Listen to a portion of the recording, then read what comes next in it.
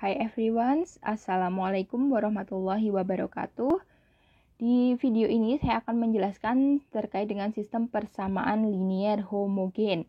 Ini merupakan lanjutan dari materi sebelumnya, yaitu sistem persamaan linier non-homogen.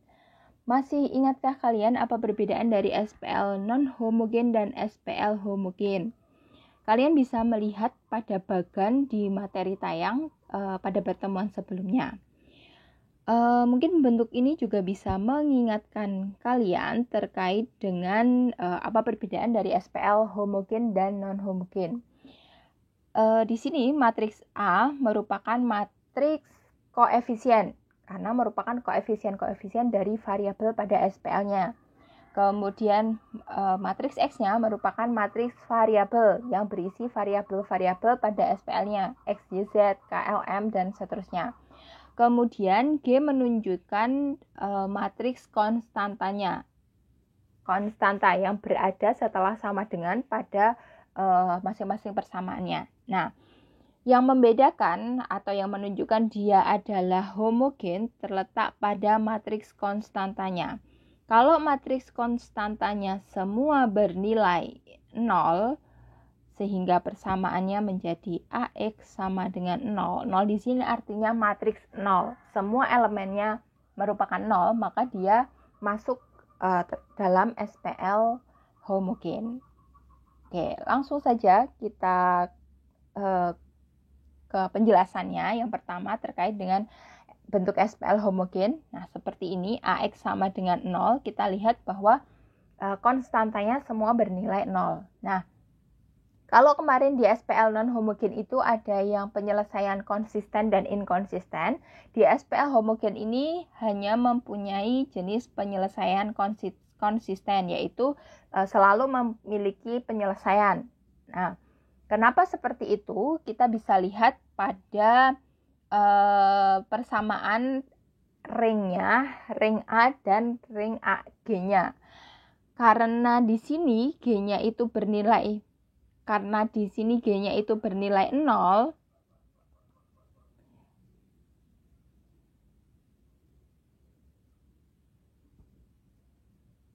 RA sama dengan RAG. Nah, kemarin kan kita lihat jika RA sama dengan RAG maka dia konsisten. Kalau RA tidak sama dengan RAG maka dia inkonsisten. Nah, karena G-nya di sini selalu bernilai 0, tadi kan matriksnya merupakan matriks 0, semua elemennya adalah 0, maka otomatis nilai RA itu sama dengan RA 0-nya. Sehingga dia pasti memiliki jawaban. Nah, jenis jawabannya seperti apa? Jenis jawabannya bisa jawaban tunggal, bisa juga memiliki banyak jawaban. Jawaban tunggal atau di sini kita sebut hanya trivial atau trivial, itu artinya nanti jawaban tunggalnya penyelesaiannya itu hanya 0.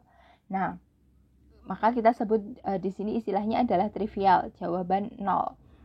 Di sini kapan SPL homogen itu memiliki jawaban tunggal atau jawaban trivial, nanti kalian melakukan operasinya seperti biasa, dari SPL diubah ke bentuk matriks, dari bentuk matriksnya kalian lakukan OBE dengan metode Gauss ataupun Gauss-Jordan sehingga kalian menemukan bentuk eselon baris ataupun eselon baris tereduksi.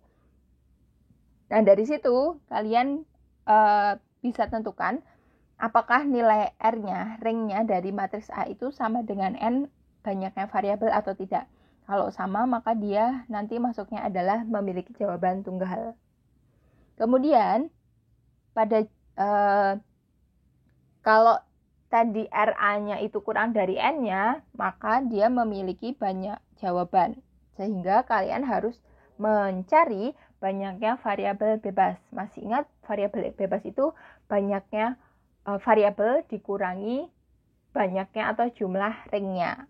Nah, pada banyak jawaban ini kita kenal dengan istilah non-trivial. Jadi kalau jawaban tunggal semuanya 0, di sini kita sebut trivial. Kemudian kalau banyak jawaban kita sebut sebagai dengan istilah non-trivial.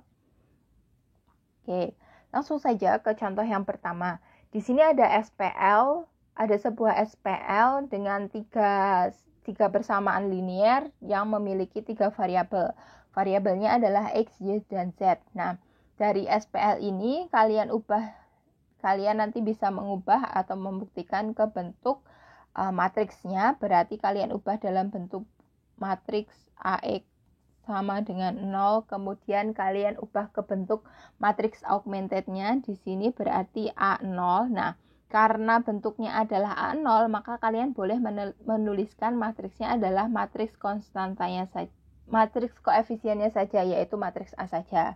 Karena yang di sini nilai 0 kan ketika dilakukan operasi apapun, dia tidak dilakukan operasi OBE apapun, dia tidak mempengaruhi, sehingga bisa atau boleh dituliskan matriks koefisiennya saja, yaitu matriks A. Nah, dari matriks A ini kalian lakukan OBE dengan metode Gauss ataupun Gauss-Jordan, sehingga kalian bisa membentuk matriks eselon baris tereduksi atau matriks eselon baris yang biasa. Nah, ini merupakan hasil akhirnya. Ini berarti menggunakan metode Gauss karena di sini terbentuknya adalah matriks eselon baris yang biasa, tidak tereduksi. Nah, kalian bisa melihat bahwa ini RA. RA-nya adalah 3 R ring, banyaknya atau jumlah baris yang tidak 0. Ini tidak 0. Ini tidak 0, ini juga tidak 0. Artinya ada 3 baris yang tidak 0, maka RA-nya 3. Nah, RA 0-nya dia akan sama dengan RA. Jadi ketika kalian tidak menuliskan bentuk 0 di sini pun tidak masalah. Kemudian tadi yang kita perhatikan adalah variabelnya, N-nya sama dengan 3. Karena RA sama dengan RA, ya di sini boleh dituliskan RAG ya, atau RA 0 sama saja. Karena ini nilainya sama, maka dia memiliki penyelesaian tunggal. Nah, dalam hal ini penyelesaiannya adalah semuanya 0. Kalau kalian perhatikan, ini kan nilai Z-nya sama dengan 0. Nah, otomatis nanti di atas-atasnya semua itu bernilai 0 pada SPL homogen. Sehingga penyelesaiannya adalah 0,0,0. Nah, penyelesaian ini disebut sebagai penyelesaian trivial. Penyelesaian yang semua elemennya itu adalah 0. Oke. Kita lanjutkan ke contoh yang kedua. Di sini ada SPL dengan masih dengan 3 persamaan dan 3 variabel X, Y, Z. Kemudian kita lihat di sini SPL-nya adalah homogen karena konstantanya di sini 0 semua. Jadi ini merupakan SPL homogen. Nah, seperti langkah-langkah yang lain, kalian ubah menjadi bentuk matriks, kalian tentukan matriks augmentednya, kemudian kalian lakukan OBE dengan menggunakan metode Gauss atau Gauss-Jordan sehingga membentuk eselon baris ataupun eselon baris tereduksi. Nah, ini merupakan hasil dari OBE tersebut. Sudah terbentuk di sini eselon baris yang biasa.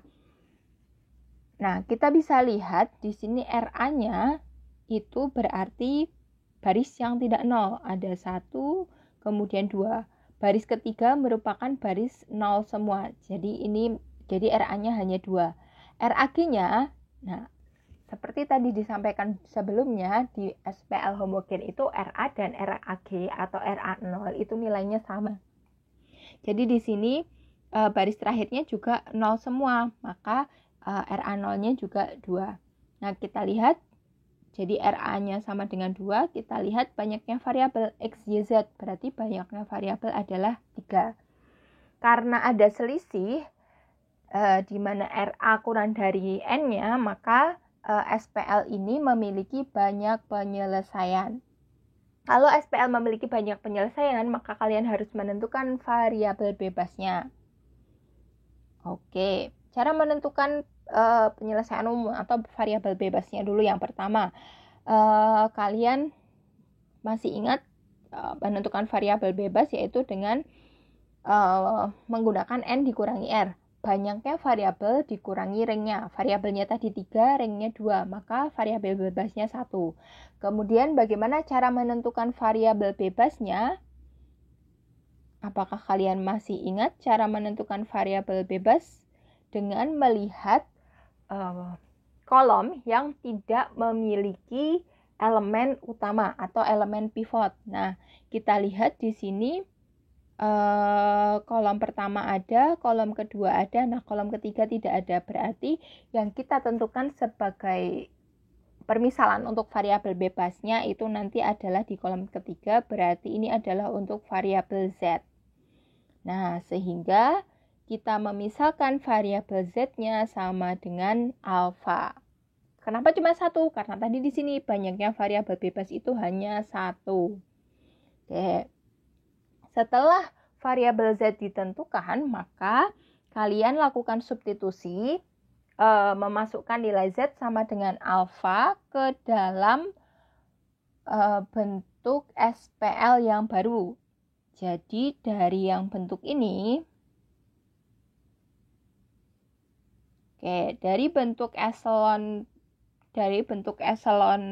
baris yang terbentuk, kalian bisa menentukan SPL yang baru. Di sini ketemunya adalah yang baris pertama, berarti kita punya X min 2Y plus Z sama dengan 0. Kemudian baris kedua, Y min Z sama dengan 0. Baris ketiga 0 semua.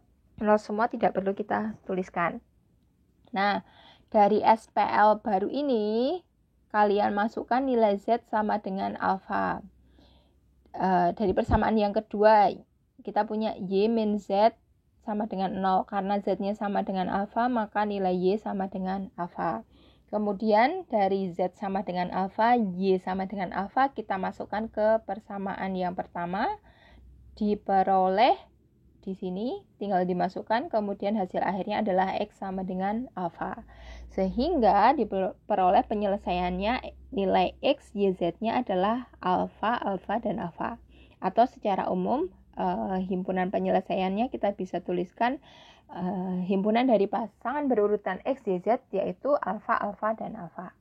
Nah, ini merupakan solusi atau penyelesaian secara umum. Nah, untuk solusi khusus, masih ingat karena ini banyak penyelesaian, maka artinya jawabannya itu bisa beragam. Nah, untuk solusi khusus kalian bisa mengambil nilai tertentu untuk menggantikan alfa. Misal di sini kita ambil alfa sama dengan 1. Karena alfa sama dengan 1, maka himpunan penyelesaiannya adalah 1, 1, 1. Jadi ini merupakan solusi khusus.